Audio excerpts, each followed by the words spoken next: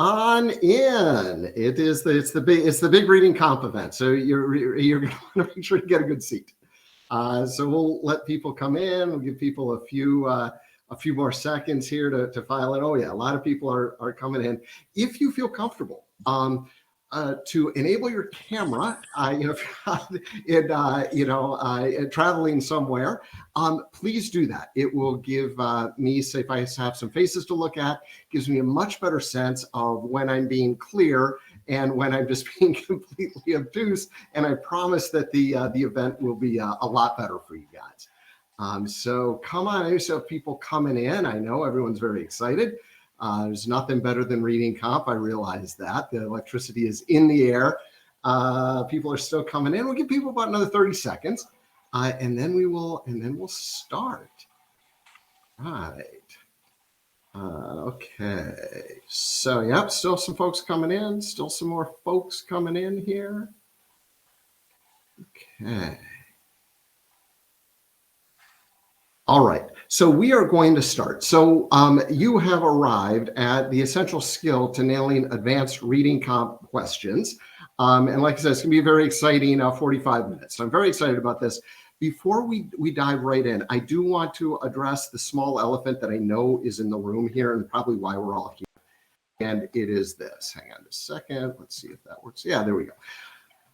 I know I can't see you all, but if I were to ask for folks to raise their hands if they're finding this grad school application process longer, harder than they thought it would ever be at the beginning, I remember it well. And I didn't have like a resource like Leland when I was doing this, and I really wish I did. So I just want to say, look, if you need help, the folks here at Leland, they're top flight. So if you find that you need a little help, we're all here, would love to invest in your success. Okay, enough said. Let's move on to probably the most boring slide in the entire deck, and it's about me. So my name is Bruce. I've been coaching the GMAT and the GRE for over 10 years. I have my MBA from Wharton. I've done this at UCLA. I've started my own business, First Choice Admissions. I'm a member of something called AGAC, which I know is the world. It sounds like a cat doing so. It doesn't matter. It is an association of admissions folks who do test prep and help folks with admissions. Sometimes I also talk to the press about education and testing and that kind of thing. But I think the thing that's probably going to interest most of you is on the left.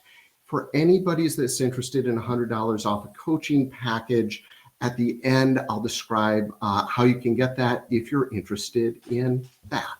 Okay, so let's dive in. Today, you are going to learn the essential skill for mastering advanced reading comp questions. And that skill is this. It's reading and interpreting questions and evidence hyper literally. And by that, I mean stupid literally. So as we're going through this, probably what you're also going to do is you're going to probably start arguing with the test at some point. It's perfectly natural. I encourage it. But just remember, even if you're right, and you might be, the test gets to decide where it draws the lines in terms of what you get to assume or infer from information and how you have to read information. So even if you're right, you're wrong. And what I'm going to do in this presentation is just show you where the lines are, because they're not intuitive. But after you kind of understand where they are, they're actually fairly consistent. So what we're going to do is we're going to do some drills so you can start to get a sense of what you're allowed to basically assume or infer from information and what you're not allowed to. So here's how this is going to work. I'm going to give you a sentence in blue, and that sentence is a fact. And then the question is, which of the sentences underneath, and there can be more than one, or there might not be any, are we allowed to assume or infer from the information that we're given from the sentence in blue? And as you're trying to decide, am I allowed to infer this? I want you to always know you have to be able to point to evidence in the actual blue sentence that tells you, that supports your answer choice. So we're just going to take these one by one. So the sentence we're given is, the dog ate breakfast. Can we assume or infer that someone fed the dog? We cannot. You would have said, well, I think we can. I would have asked you, well, who was that? We don't know. We're not given any information. We can't assume. 2, the dog was hungry. Can we assume or infer that? We actually can. And what's your evidence? The dog ate. Now, this is important because there's some of you out there right now that I know are spinning this thing in your head saying, well, maybe the dog was really stressed, or the dog hadn't eaten in a while, or was being chased and didn't eat it. As you start telling yourself more and more stories, you start to get further and further away from what the test is willing to accept. So GRE dogs eat because they're hungry, and GMAT dogs eat because they're hungry. So it's a very, very direct kind of assumption they'll allow you to make. As soon as you start telling stories, you're going down the wrong path. The dog likes breakfast. We actually don't have any information on how delicious and how yummy the dog thought breakfast was, just that the dog ate breakfast, so we know the dog was hungry. The dog ate in the morning. Yeah, the test is not going to be casual about words. Breakfast is defined as the morning meal. We didn't say the dog ate breakfast, the test did. So we're allowed to assume and infer the dog ate in the morning. Let's try another one. So according to scientists, global warming caused a 10% decrease in the population of sardines in several locations in cold waters of the Pacific last year. Okay, what are we allowed to assume or infer from that statement? There are fewer sardines this year than last year.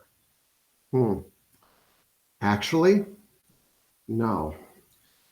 I can believe that in certain places in cold waters of the Pacific, there are fewer sardines, but we have no information on what's going on the larger sardine population.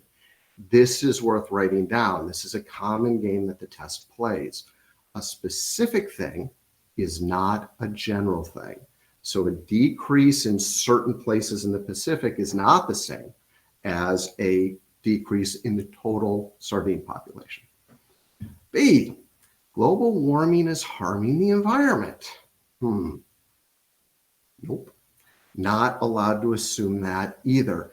What it wants you to do is assume, because there's a 10% decrease in the population of sardines, that that's harming the environment. But they never say that's harming the environment. They never say the word environment. They never say the word harm. We can't assume that. We're not told that it's harming the environment. For all we know, it's the best thing that could possibly happen.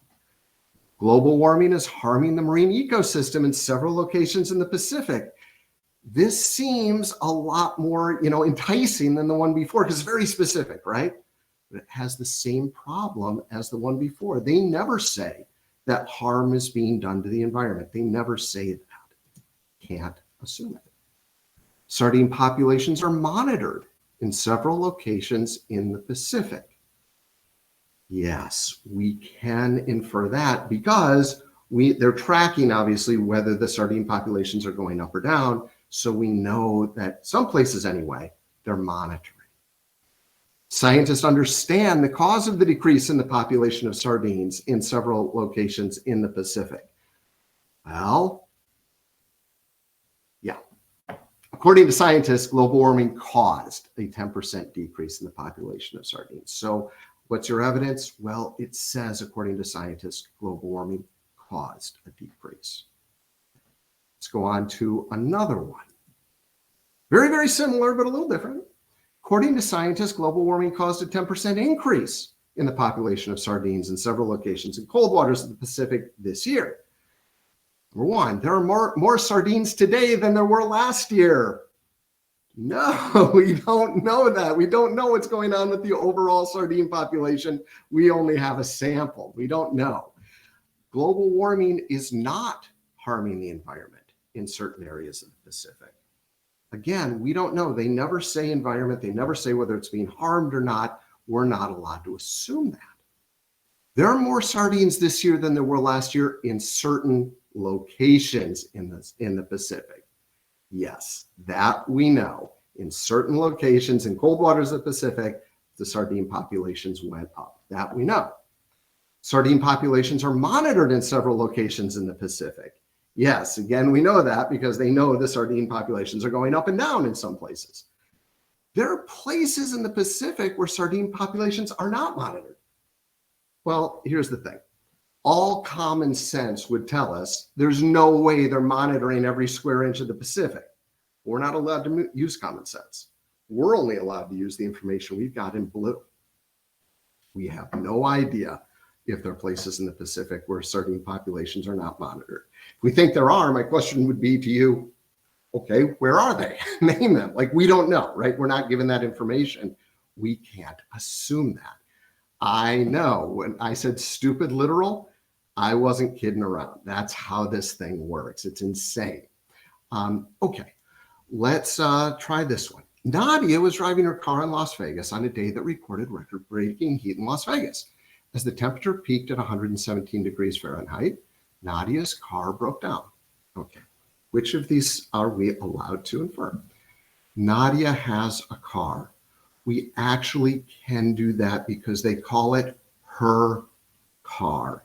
Yeah, we can spin a story about maybe it's a rental car, or maybe she borrowed a car, or all that. The most direct thing we can do is they call it her car. So yeah, we can assume that. Nadia's car overheated. No, we have no idea what happened to Nadia's car, right? We know it was hot and we know the car broke down, but for all we know, she got a flat tire, right? We have no idea what happened, and they don't tell us, we can't assume. The temperature was less than 117 degrees during the day. Looking at that, we actually can. There's evidence to say that it was less. Your evidence peaked. Again, they use the verb peaked, so it must have been less at some point. On that day, Las Vegas was hotter than any other place in the United States. We have absolutely no idea if that's true or not. We don't know. We're not given information on every other place in the United States. Nadia's car performs better in cooler weather. No idea. We are given no information on how well Nadia's car performs in cool weather, and all we know is it broke down once in hot weather. One thing that's worth noting in reading comp, comparison answers are almost always wrong. For this answer to be right, for example, we would have to be given a bunch of objective information on how well Nadia's car performs in cool weather. And then we'd have to be given a whole bunch of objective information on how well her car performs in hot weather so we can compare the two. We are never given that much information. We are rarely given that much information. Comparison answers, unless they set them up very, very carefully, are almost always wrong. All right. This is the very, very same setup. It's the exact same setup. Temperatures are tracked in Las Vegas. Yeah, for sure, because it was record-breaking heat, so they obviously are tracked.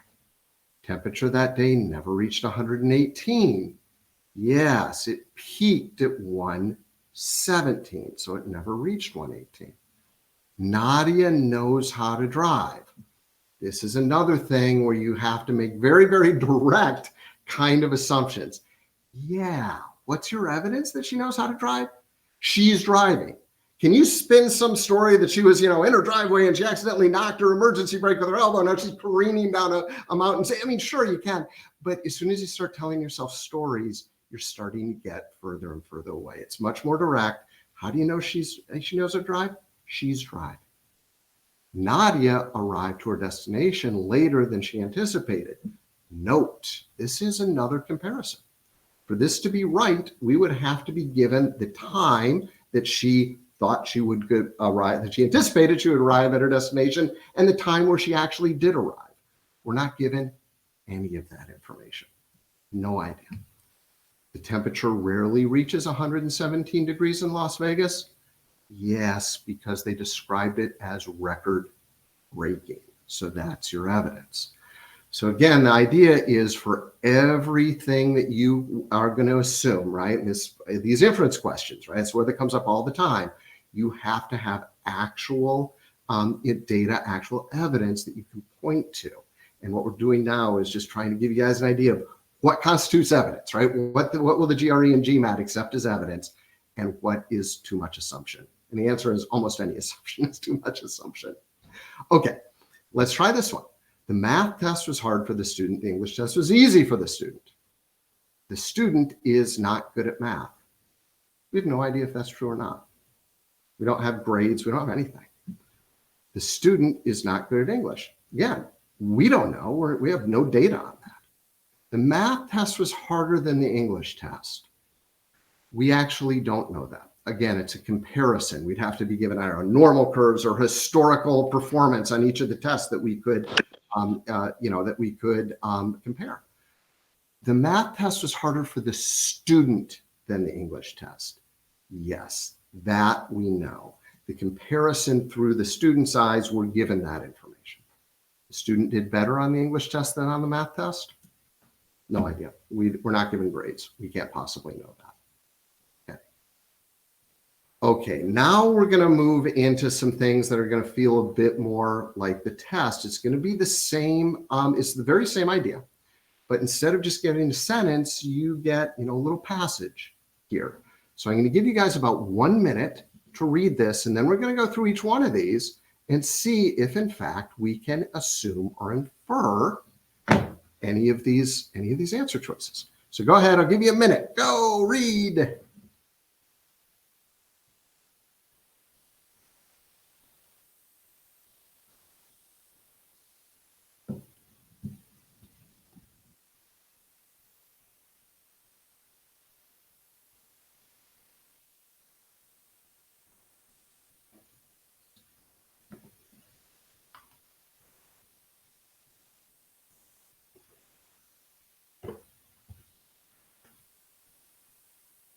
Okay.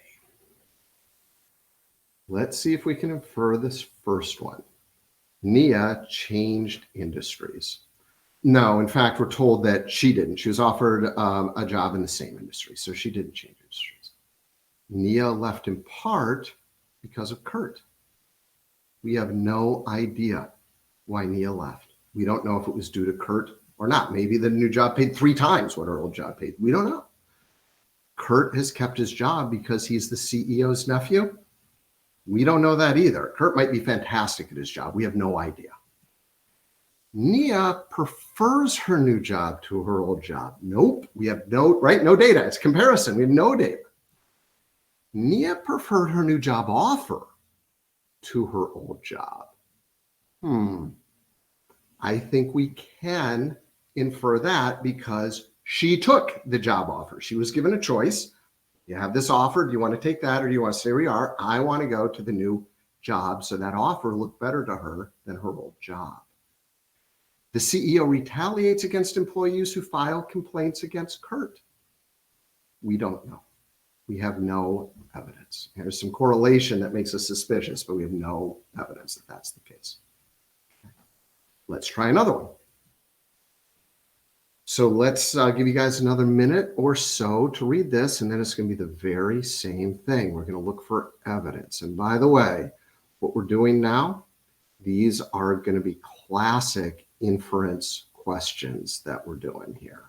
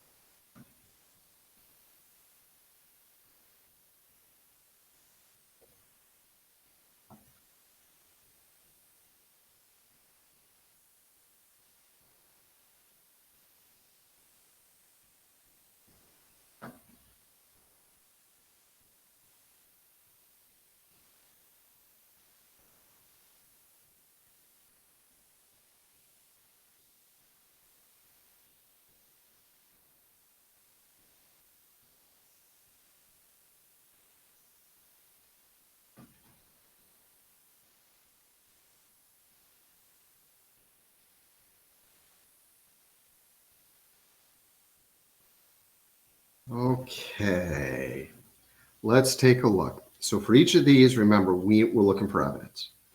Supernovae can take over a year to fade from view. Do we have evidence that they can take over a year? Let's read carefully.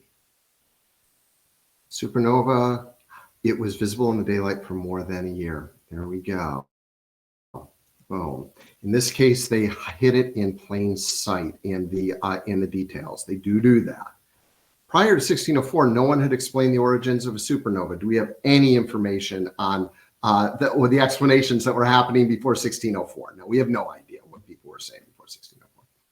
Galileo proved to philosophers the incorrectness of their view. We have to get incredibly literal about this stuff. Proved. Did he prove to the philosophers that their views were incorrect? Well, let's see what they say. Undermine the views of the philosophers. Is that the same thing as the philosophers saying, oh my gosh, you're absolutely right, I was completely wrong? No, we don't know if he proved anything to the philosophers. Undermining is not the same thing as proving, and yes, it's that literal. Let's take a look at this one. Same setup. It's the same reading, so you don't have to reread. We're just looking for evidence.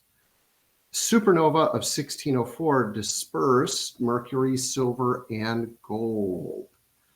Well, we are told in the first paragraph that supernova do create enough heat to create heavy elements such as mercury, gold, and silver.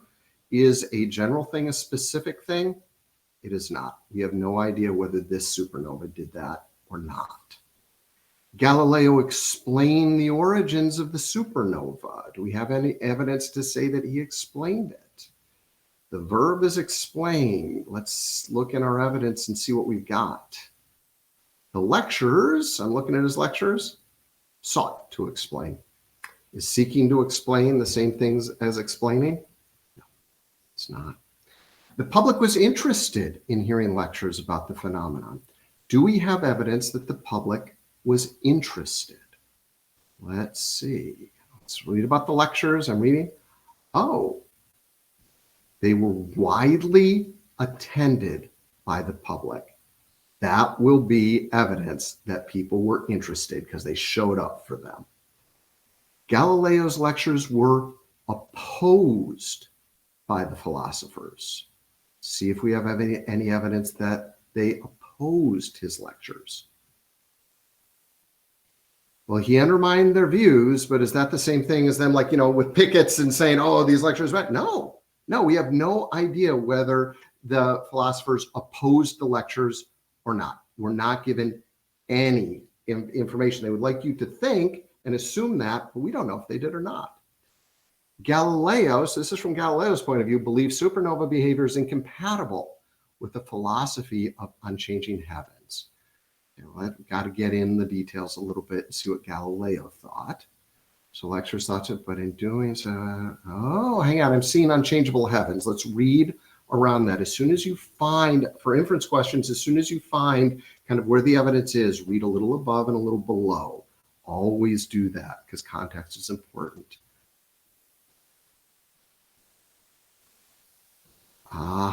It is. So he undermined the views of many philosophers that the heavens were unchangeable, and the idea, so his philosophy undermined the idea that the heavens were unchangeable. So from his point of view, that he believes supernova behavior is incompatible with the philosophy of unchanging heavens.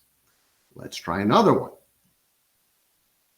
Go ahead and read this one. Some classic things going on in this one.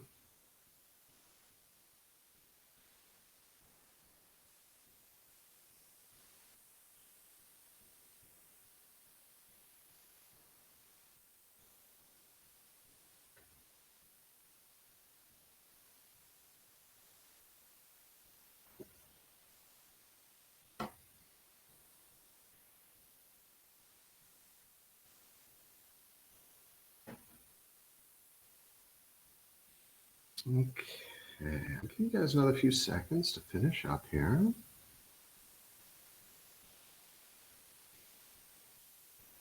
Okay, let's read this first one. This first one is a classic kind of setup, and I don't want you guys to get away with what they're trying to get away with in this statement. So what they're saying is government can bring about a degree of corruption abroad that the government itself does not suffer at home. Notice what they're doing is they're using these very broad terms, a government and abroad. Well, we know exactly which government we're talking about. And abroad, we know exactly what country we're talking about. It's going to be a lot clearer if we substitute government for the words British government and abroad for Antigua, then reread the statement and see if Kincaid would agree with it. The British government can bring about a degree of corruption in Antigua that the British government itself does not suffer from at home. Well, that's clearer. What does Kincaid think about that? The response, wow, the government is, why isn't it more corrupt? Kincaid responded, there must have been some good people among the British, but they stayed at home. So Kincaid would agree with that the British government can bring about corruption in Antigua that the British government itself does not suffer from at home. Number two, can we infer that Kincaid would agree that Britain has caused corruption in governments throughout its former colonial empire? We have zero information about the entire colonial empire. We only have information about Antigua. We don't know about the entire empire. The British who colonized Antigua were more likely to be corrupt than the general British population. Here we go again with a comparison. For this to be right, we would have to have some, kind of measure of how likely the British who colonized Antigua were to be corrupt and how likely the general British population is to be corrupt so that we can compare the two. We never get that, and Kincaid never says that. Or selling off land for tourism-related purposes is a problem for Antigua. Does it say that anywhere? We need to find evidence. Yep. Problems include drug dealing and selling off land for tourist properties. Yeah. Okay. Let's try another one. This is this harder science passage, and we'll kind of underline the idea. Just because you don't understand the passage is no excuse not to get all the questions right. So take a second, read this, and then we'll go through each one of these, and we're going to search for evidence to support each one of these statements. I'll give you a little bit more time to read this one. It's denser.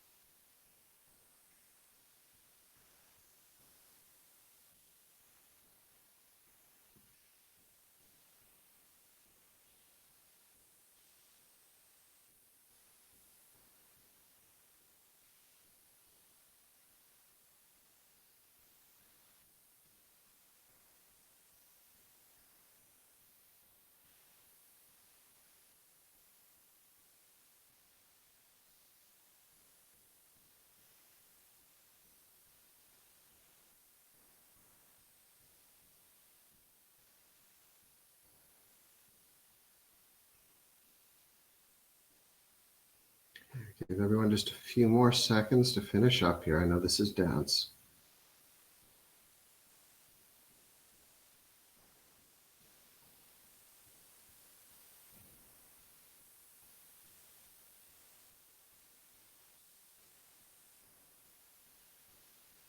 Okay, let's take these one by one. And I want to emphasize again that as the passages get harder and harder, and this is obviously a more challenging passage, the more literal you get in the interpretation of the question and in the interpretation of the evidence, the more correct you're going to be. And I also want to point out, I'm sure everybody here has experienced this, when you're sitting between two answer choices and it's just really hard to figure out which one is right, get incredibly literal. That will usually start you'll start to see differences between the questions, between the answer choices. Okay, number one, the Big Bang produced a cycle of expansion and contraction in the universe. Now, I want to be really clear about this. They mention two things. They say expansion and contraction, right? We didn't make that up. They said it. For this to be right, and it could be, but we have to find evidence of expansion and evidence of contraction. We have to find both. Take a sec. And in science passages, they just love to hide this stuff in the details. So I like to look for the X in expansion, right? And let's see if we can see maybe the TR in contraction to see if we can find this. I am looking at the second paragraph, that kind of last sentence, second to last line there. As the universe continued to expand, I see expansion. Got it. But that's only half of it. Anybody else see contraction? I see cooling. They want us to assume cooling means contraction, but we can't assume that. I don't see contraction. I only see expansion. Not correct. Number two, if temperatures go above 10 billion degrees, subatomic particles such as neutrons and protons will transmute into each other.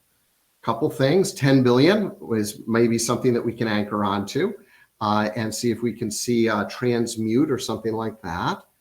I see over 10 billion degrees. As soon as you see where they're talking about it in inference questions, read a little above and a little below. They love to spread out information. The temperature was so high, 10 billion degrees. Okay. All right. So I'm reading it. Let's see. Does it support this statement? If temperatures go over 10 billion degrees, subatomic particles such as neutrons and protons will transmute into each other. Well, what does it say? Over 10. So if its temperature is so high, so first you have to get over 10 billion degrees, and neutrons and positrons have to be so abundant that subatomic particles such as neutrons and protons constantly were transmuting into each other. You have to have two conditions.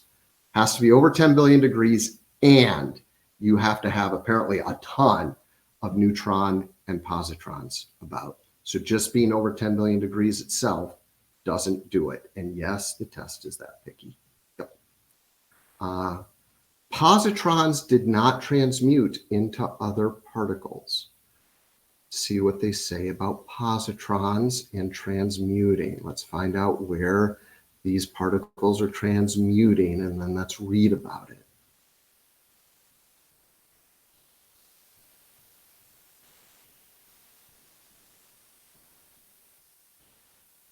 Well, I'm reading that, and I've read a little above and a little below, and what I'm pulling out is neutrons and protons were transmuting into one another. It doesn't say anything about positrons. Maybe they were, but we don't know.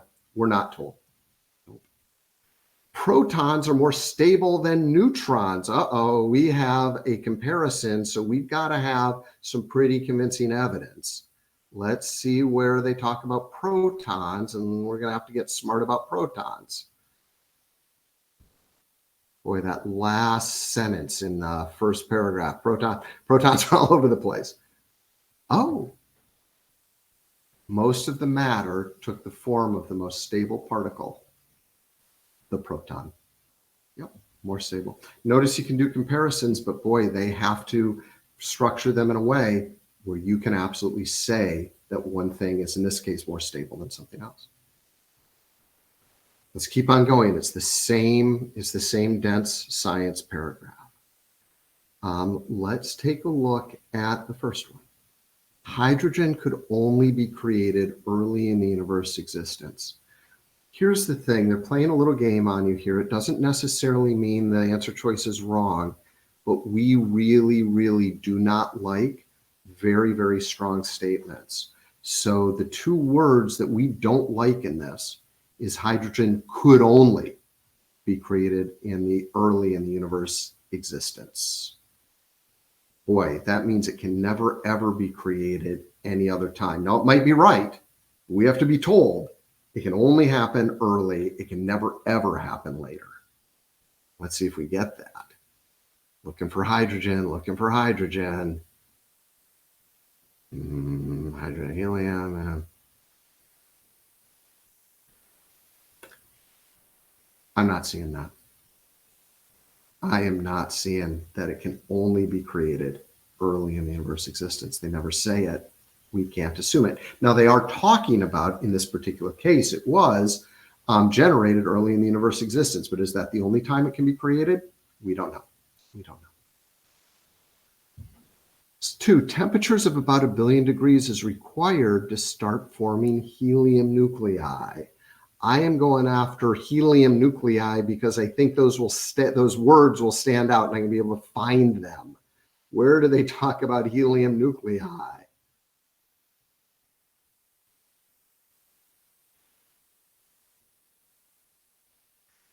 I'm seeing it in the second paragraph.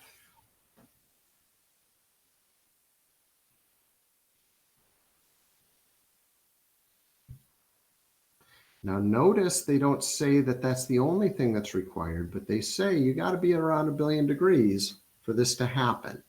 Let's see if we have any evidence to suggest that that's the case. Well, let's see what it says.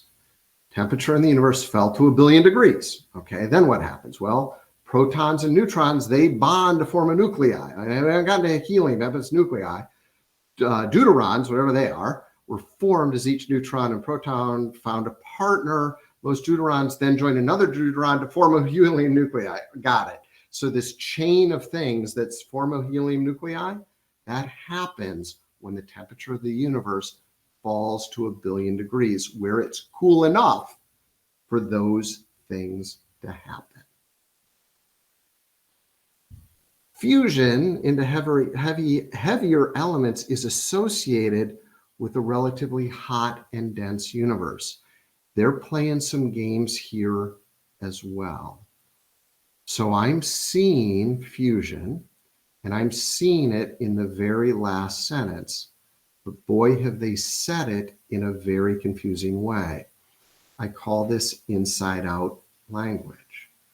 So I'm seeing as the universe continued to expand and cool, its density became too low to allow further fusion into heavy elements. Huh? Whenever they play this kind of inside-out language game, what I want your job is to get it into your own words and say it in a positive way rather than something didn't happen. We want to say something did happen. So if I were to put this into my own words, I would say something like cool and low density means no fusion into heavier elements. That's what that sentence says to me. And then what they want you to do then is to infer then the opposite must be true. So if cool and low density means no fusion into heavier elements, then hot, more dense means fusion into heavier elements. Very tricky, but correct. This whole game, when it comes to hard questions, and let's face it, the hard questions on the GMAT and the GRE when it comes to reading comp, there are these inference questions. And they all come down to reading hyperliterally and evaluating the evidence that you're given hyperliterally. When you guys start to do that, I mean, the whole test is incredibly analytical, right? It's all in these details. And that's true of reading comp too, as you guys get better and better and better at just reading, it's stupid literally. Your accuracy is going to start to go up. And the other thing is you're going to start to save time. Because what chews up all the time, well, a lot of the time on these is when you're in between and you just can't, you need some sort of yardstick, please, to help me understand whether it should be this answer choice or this other answer choice. And you can sit there forever debating between one or the other. Your first move is always get super literal on exactly what the question is asking and get super literal on exactly what you're being given for evidence. Put things into your own words. That can help as well. And remember to read a little above and a little below when you think you found the evidence. They love to spread things out. Okay, we're not done yet. We're not done. This is the other thing that kind of the game they play. It's very important to read the question, and it's very important to notice where information is located in the passage. So if we read this passage, this first paragraph, this is all about the first few seconds of the universe's existence. The second paragraph is all about the first few minutes. If we read, the top, what we're being asked for, which of the following was true during the first few seconds? Guess what?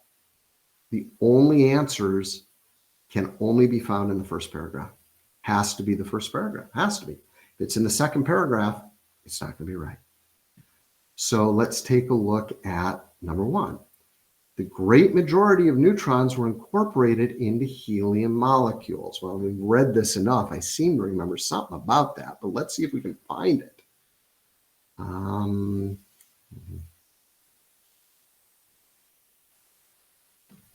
Actually, I found it.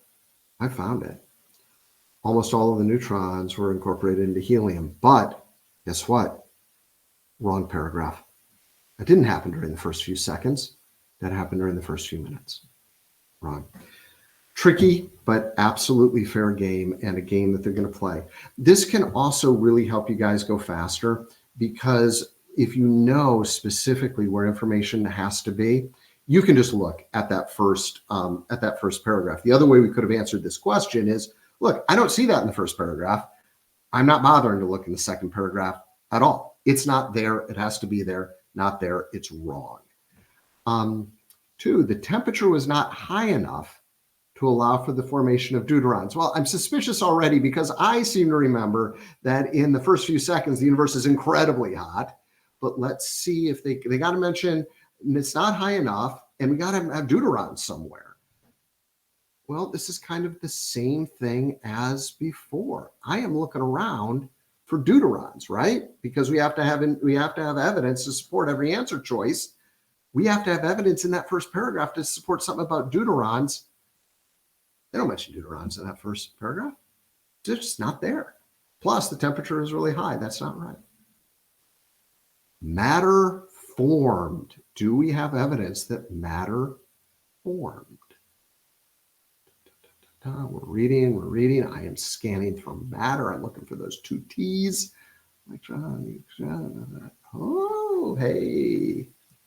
Most of the matter took the form of the most stable particle. Matter did form. It's right there. Vast numbers of subatomic particles rapidly metamorphed into other types of particles. This is almost, and sometimes they'll do this, and this on the GMAT too. On the GRE, they'll absolutely throw in vocabulary words, but even on the GMAT, they'll do it as well. They'll throw in a word that is, kind of a $2 word to see if you know what it is. And metamorph just means to change. So transmute is the same thing. And we definitely have evidence of that in the first paragraph. So there we go. All right, guys. So first of all, good job. It's exhausting. This is not easy to do. When you're studying, especially when you're studying reading comp, you feel like you're at that wall. On reading comp, you can't push past that wall. There's just no way to.